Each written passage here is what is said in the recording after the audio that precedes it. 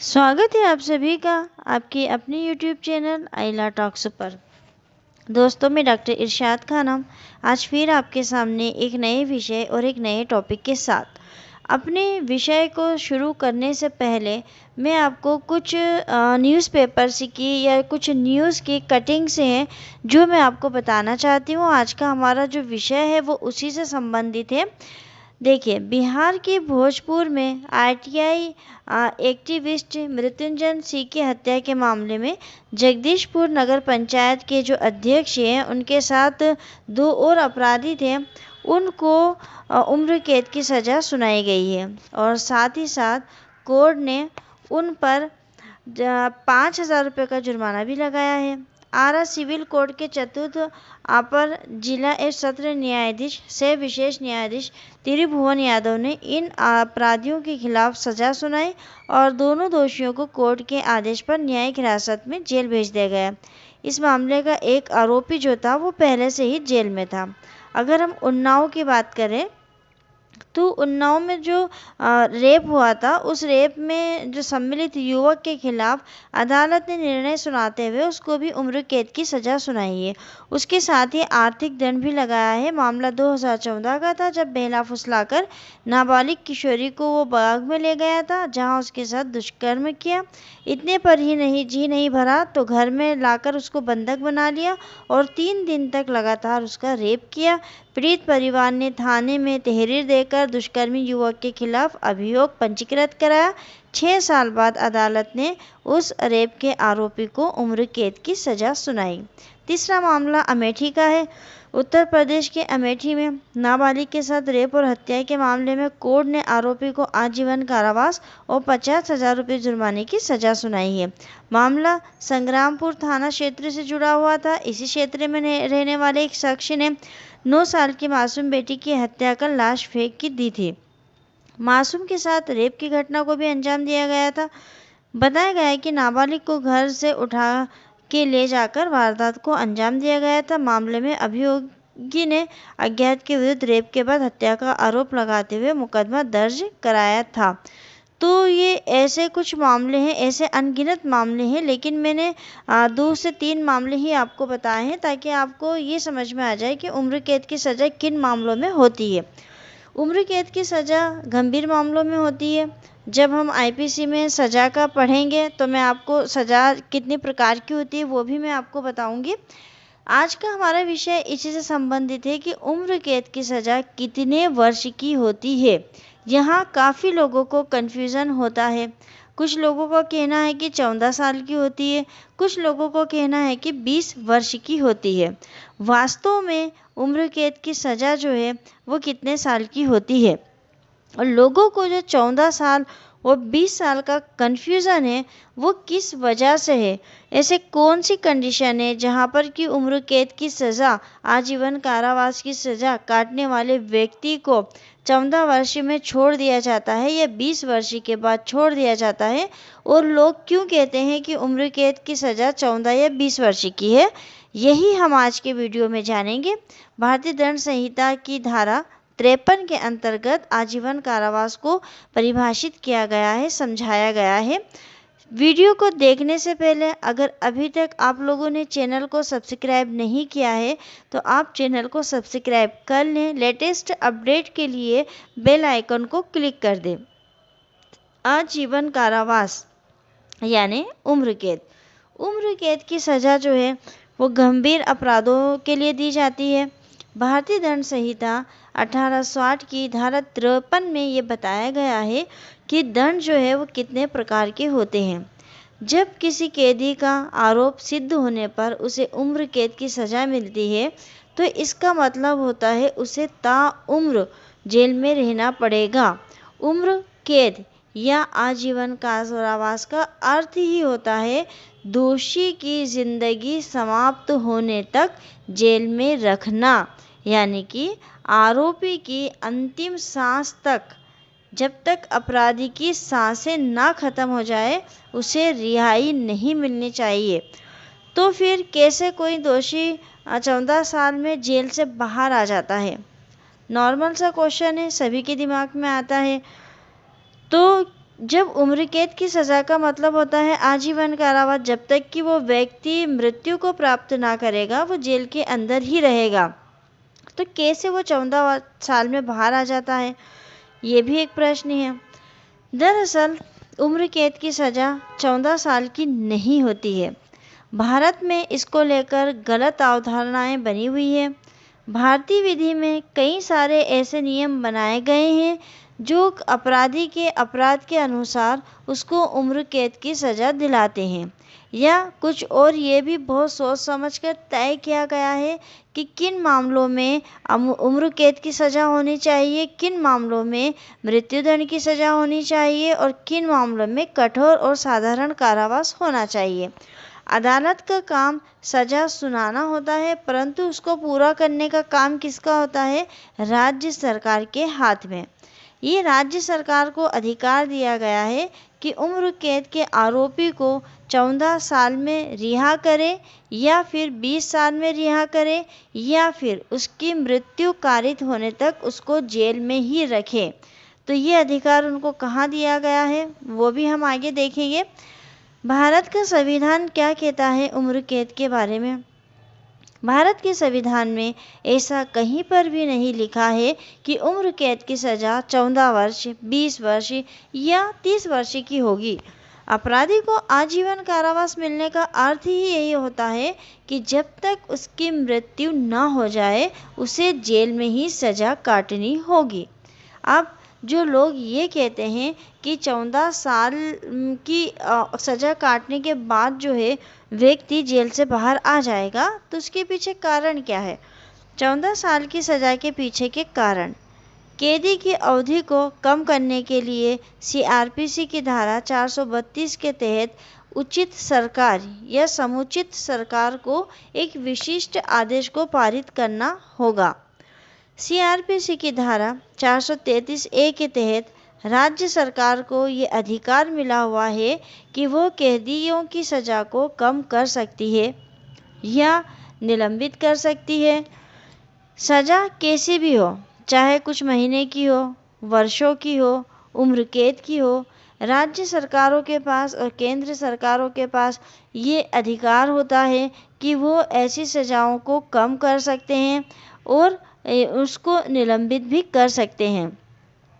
सरकारों के पास इसे कम कर देने के लिए गुजारिश जाती है और गुजारिश करने की पूरी छूट जो है वो उम्र कैद के आरोपी या सजाए मौत के आरोपी को होती है।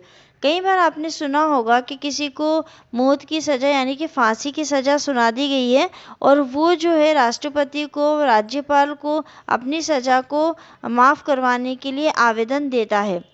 कैदी राज्य सरकार की निगरानी में होता है, इसलिए राज्य सरकार पर यह जिम्मा सौंपा गया है कि ऐसे में अगर राज्य सरकार उसकी सज़ा कम करने की अपील करे तो उसे सुन लिया जाता है। इसमें ध्यान देने वाली बात यह है कि उम्र कैद 16 साल या 30 साल या हमेशा के लिए हो सकती है, लेकिन 14 साल से कम नहीं हो सकती है। यानी कि अगर राज्य सरकार, समुचित सरकार या केंद्र सरकार, जो भी हम नाम ले दें, अगर वो कैदी की उम्र कैद का जो सज़ा याफ्ता कैदी है अगर उसकी सज़ा को कम करना चाहते हैं तो उसको कम से कम 14 वर्ष तो जेल में रहना ही होगा। उसके बाद वो उसकी सज़ा को कम कर सकते हैं या जो भी परिवर्तन उनको करना होगा वो कर सकते हैं, लेकिन 14 वर्ष तो उसको बिताना ही होगा।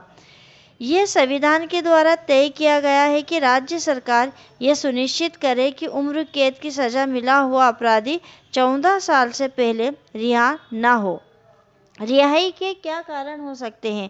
ऐसे कौन से रीज़न हैं जो उस व्यक्ति को 14 साल की सज़ा काटने के बाद रिहा किया जा सकता है जो कि उम्र कैद की सज़ा काट रहा हो?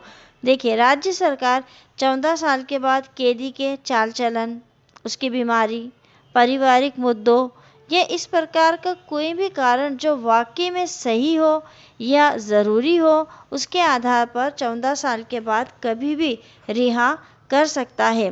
तो ये किसके ऊपर डिपेंड है? राज्य सरकार के ऊपर। राज्य सरकार चाहे तो वो कुछ कंडीशनों को देखते हुए उम्र कैद की सज़ा वाले अपराधी को 14 साल के बाद रिहा कर सकती है। आजीवन कारावास 20 वर्ष का कारावास नहीं होता है। आजीवन कारावास को 20 वर्ष का कारावास समझे जाने के संदर्भ में समाज में एक बड़ी भ्रांति है, जबकि आजीवन कारावास 20 वर्ष का कारावास नहीं होता है। केस से देख लेते हैं कि 2 केस है। मोहम्मद मुन्ना बनाम यूनियन ऑफ इंडिया के मामले में उच्चतम न्यायालय द्वारा प्रतिपादित किया गया है कि आजीवन कारावास से अभिप्राय है कठोर आजीवन यानी कि जीवन पर्यंत कारावास में रहना। यह 14 या 20 वर्ष के कारावास के तुल्य नहीं है। आजीवन कारावास से दंडित अपराधी को कारागृह में रखा जा सकता है, मतलब वो जेल में रहता है, और ये आवश्यक नहीं है कि जितने लोगों को उम्र कैद की सज़ा मिली है उन सबको 14 वर्ष के बाद छोड़ दिया जाए। जब राज्य सरकार को ऐसा लगता है कि इस व्यक्ति का चाल चलन अच्छा है तो वो उस व्यक्ति को 14 साल की सज़ा काटने के बाद छोड़ सकते हैं, लेकिन आजीवन का मतलब आजीवन ही होता है। खोखा उर्फ प्रशांत सेन बनाम BK श्रीवास्तव मामले में सुप्रीम कोर्ट द्वारा यह प्रतिपादित किया गया कि आजीवन कारावास से अभिप्राय 20 वर्ष की अवधि के कारावास से न होकर दोष सिद्ध व्यक्ति के संपूर्ण जीवन पर्यंत कारावास से है। मतलब न्यायालय ने स्पष्ट कर दिया है कि यहाँ पर आजीवन का मतलब आजीवन ही है। आजीवन कारावास के दंड का लघुकरण कौन कर सकता है? भारतीय दंड संहिता आजीवन कारावास के दंड के लघुकरण के संदर्भ में बताती है। भारतीय दंड संहिता की धारा 55 में आजीवन कारावास के लघुकरण का प्रावधान रखा गया है। इस प्रावधान से भ्रांतियों का जन्म होता है।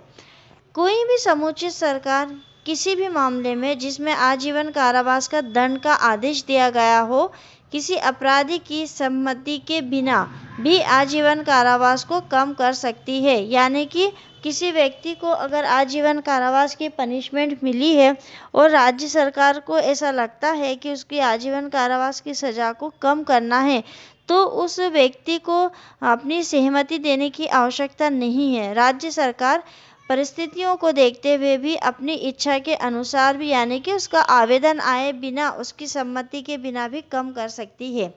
यदि आजीवन कारावास कम कर दिया जाता है तो उसे कम किए जाने की अवधि 14 वर्ष तक की होगी। अर्थात किसी भी आजीवन कारावास को यदि समुचित सरकार द्वारा कम किया जा रहा है तो वह कारावास 14 साल से कम तक का हो सकता है।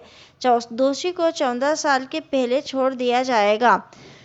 तो ये कुछ प्रावधान दिए गए हैं जहाँ पर कि व्यक्ति को आजीवन कारावास से आज़ाद किया जा सकता है। अब हमने ये कहा है कि कम से कम उसको 14 वर्ष तक तो जेल के अंदर रहना ही होगा। भारतीय दंड संहिता में केंद्र और राज्य सरकार को दी गई ये 2 बहुत बड़ी शक्तियाँ, जिसमें वो किसी भी आजीवन कारावास से दंडित अपराधी का कारावास कम कर सकती है। 14 वर्ष से कम की कितनी भी अवधि के लिए व्यक्ति को कारावास दे सकती है। यानी कि केंद्र और राज्य सरकार को IPC की धारा जो 55 है उसके अंतर्गत ये अधिकार दिया गया है कि वो आजीवन कारावास की अवधि को कम कर सकता है। परंतु भारतीय दंड संहिता की धारा 433A के अंतर्गत एक अपवाद भी दिया गया है, जिस अपवाद के परिणाम स्वरूप यदि व्यक्ति को ऐसे अपराध के मामले में आजीवन कारावास दिया गया है जिस अपराध में मृत्यु दंड दिए जाने का प्रावधान था, यानी कि ऐसे व्यक्ति को मतलब IPC में पनिशमेंट जो दे रखी है, तो एक अपराध के लिए उसको पनिशमेंट मिलनी थी मृत्यु दंड की सज़ा, लेकिन मृत्यु दंड की जगह उस व्यक्ति को आजीवन कारावास दे दिया, तो मृत्यु दंड देने के स्थान पर दोषी को आजीवन कारावास दिया गया है। तो ऐसी परिस्थिति में समुचित सरकार आजीवन कारावास को कम करती है तो कम करने की अवधि कम से कम 14 वर्ष की होगी। 14 वर्ष से कम अवधि का उसको आजीवन कारावास नहीं दिया जा सकता। देखिए, दोनों चीज़ें आपके सामने बिल्कुल क्लियर हो गई हैं। पहली शुरुआत में मैंने आपसे कहा था कि आजीवन कारावास 14 वर्ष से कम का हो ही नहीं सकता है, और अभी मैंने आपसे कहा था धारा 55 में कि आजीवन कारावास को समुचित सरकार या केंद्र या राज्य सरकार जो है वो कम कर सकती है और 14 वर्ष से कम भी कर सकती है। लेकिन फिर ये सवाल उठा कि पहले तो मैंने ये कहा कि 14 वर्ष से कम नहीं हो सकती, और अब मैं ये बात कर रही हूँ कि 14 वर्ष से कम भी हो सकती है। तो 14 वर्ष से कम किस कंडीशन में नहीं होगी? अगर उसको मृत्यु दंड के बदले में आजीवन कारावास की सजा मिली है तो उसको कम से कम 14 वर्ष तक तो जेल में रहना ही होगा। इस नियम के कारण कई भ्रांतियां पैदा हो गई है कि आजीवन कारावास 14 वर्ष का होता है, परंतु ये कारावास आजीवन कारावास नहीं है, तो समुचित सरकार द्वारा कम किया गया कारावास होता है। आजीवन कारावास की गणना कैसे करते हैं?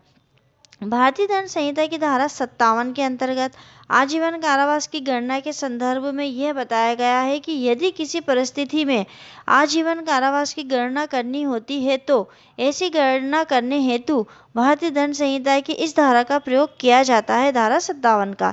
इस धारा के अंतर्गत आजीवन कारावास को 20 वर्ष का कारावास माना गया है, 20 वर्ष के कारावास के तुल्य माना गया है। अब गणना मतलब आप आजीवन कारावास की गणना कैसे करना?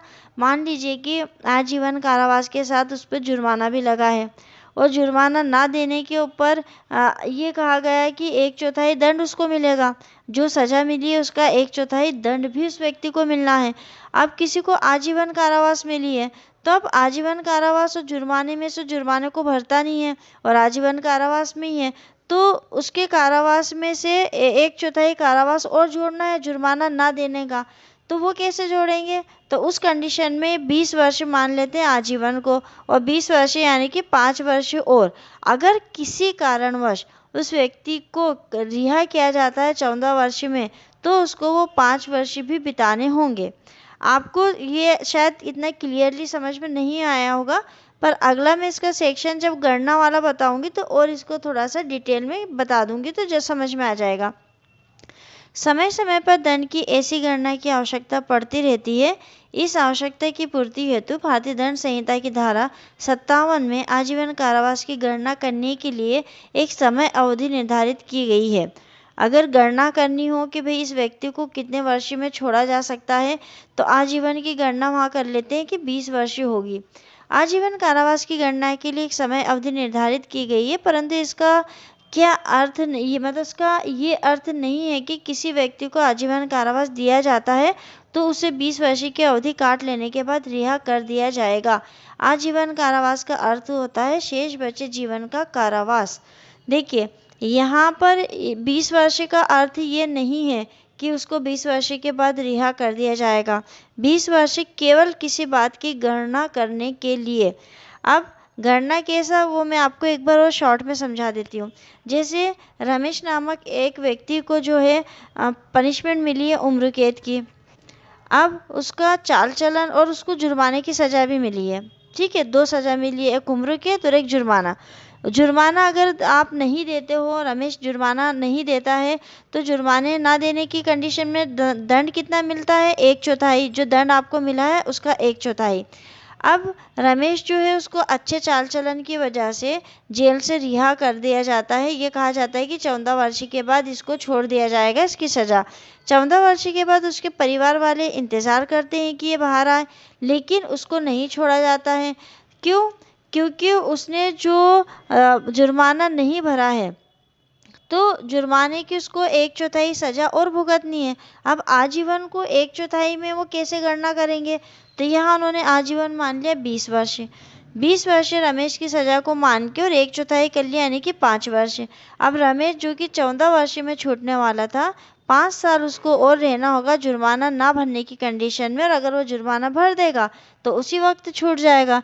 तो ऐसी कई कंडीशन होती है जबकि आजीवन कारावास की गणना करनी होती है कि कितनी, तो फिर वहाँ 20 वर्ष, बाकी तो 14 वर्ष उसको रहना ही है। भारत की दंड प्रक्रिया संहिता के अंतर्गत भी आजीवन कारावास के लघुकरण के संबंध में बताया गया है। धारा 433 के अंतर्गत समुचित सरकार को आजीवन कारावास को कम किए जाने की शक्ति दी गई है। यह धारा 433A के अंतर्गत ऐसी शक्ति पर निर्बंधन भी लगाए गए हैं। धारा 433 के अंतर्गत समुचित सरकार किसी आजीवन कारावास के दोषी का कारावास कम करती है यदि दोषी को किसी ऐसे अपराध में आजीवन कारावास दिया गया है जिस अपराध में मृत्युदंड भी दिया जा सकता था, तो ऐसे कारावास को यदि समुचित सरकार कम करती है तो केवल 14 वर्ष के बाद के समय का कारावास कम कर सकती है, खत्म कर सकती है, अर्थात दोषी को कम से कम 14 वर्ष का कारावास तो भुगतना ही होगा। तो दोस्तों आज का वीडियो जो था वो उम्र कैद की सज़ा कितने वर्ष की होती है, इसमें बहुत से स्टूडेंट को कन्फ्यूज़न होता है। और स्टूडेंट्स के साथ साथ कई बार मैंने ये भी देखा है कि जो पढ़ाने वाले टीचर्स होते हैं, उनमें भी मैंने इस बात को लेके कन्फ्यूज़न देखा है कि वो जब पढ़ाते हैं स्टूडेंट्स को तो वो उम्र कैद की सज़ा 14 या 20 वर्ष तक की बताते हैं, जो कि गलत है। 14 वर्ष की सज़ा उस कंडीशन में हो जाती है जबकि समुचित सरकार उस व्यक्ति की उम्र कैद के आजीवन कारावास के अपराधी की सज़ा को अगर माफ़ करती है किसी कारण से, तो 14 वर्ष की सज़ा होती है। मतलब इतनी सज़ा तो उसको काटना ही है। और अगर उसके किसी जुर्माना या किसी अन्य बात के लिए उसकी सज़ा की गणना करनी हो तो फिर उसकी उम्र कैद की सज़ा को 20 वर्ष तक का माना जाता है। 14 वर्ष भी कब कम कर सकती है, जब उसने मृत्यु दंड की जगह उसको आजीवन कारावास की सज़ा दी गई हो तो 14 वर्ष कंपलसरी काटना है।